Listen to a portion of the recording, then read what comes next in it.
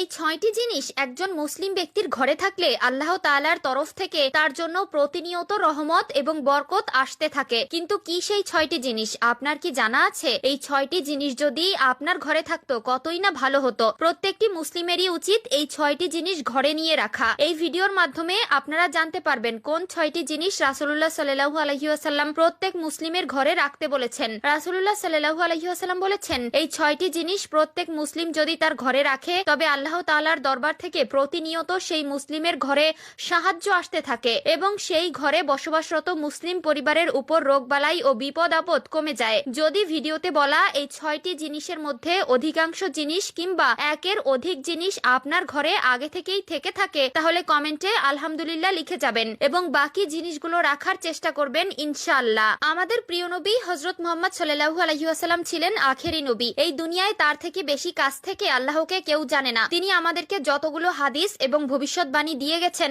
বর্তমান আধুনিক বিজ্ঞান সেগুলোর সত্যতা প্রকাশ করেছে। আজকে আমাদের প্রিয় নবীর ভালোবাসার মানুষগুলোকে দেখতে চাই। প্রিয় দর্শক, অবশ্যই ভিডিওটি শেয়ার করতে ভুলবেন না। ভিডিওটি শেয়ার করার মাধ্যমে সবাইকে জানিয়ে দিন। আপনার একটি মাত্র শেয়ারে হয়তো তারা জানতে পারবে যে রাসূলুল্লাহ সাল্লাল্লাহু আলাইহি ওয়াসাল্লাম কোন 6টি জিনিস প্রত্যেক মুসলিমের ঘরে রাখতে বলেছিলেন। প্রিয় নবী বলেছেন, যে ব্যক্তি আমার হাদিস শুনে অন্যকে শেয়ার করলো তার জন্য কিয়ামতের দিন আমার সুপারিশ ওয়াজিব হয়ে যাবে। তিনি আজ থেকে 1400 বছর আগে বলে গেছেন প্রত্যেক মুসলিমের ঘরে যাতে এই 6টি জিনিস রাখা হয়। 1 নম্বর জিনিসটি হলো কালো জিরা। প্রিয় নবী সাল্লাল্লাহু আলাইহি ওয়াসাল্লাম বলেছেন, একমাত্র মৃত্যু ব্যতীত সকল ধরনের রোগের মহা ঔষধ হলো এই কালো জিরা। তাই প্রত্যেক মুসলিমেরই উচিত প্রতিদিন সামান্য পরিমাণে কালো জিরা ভক্ষণ করা। 2 নম্বরে রয়েছে শ্রেষ্ঠ কিতাব কোরআন। প্রতিটি মুসলিমের ঘরে কোরআন রাখা এবং তা প্রতিনিয়ত তেলাওয়াত করা উচিত। এতে রয়েছে দুনিয়াবি এবং আখিরাতের সকল ধরনের বর্ণনা এবং জান্নাত লাভের সকল উপায়। 3 নম্বরে রয়েছে জমজম কূপের পানি। জমজম কূপের পানি হলো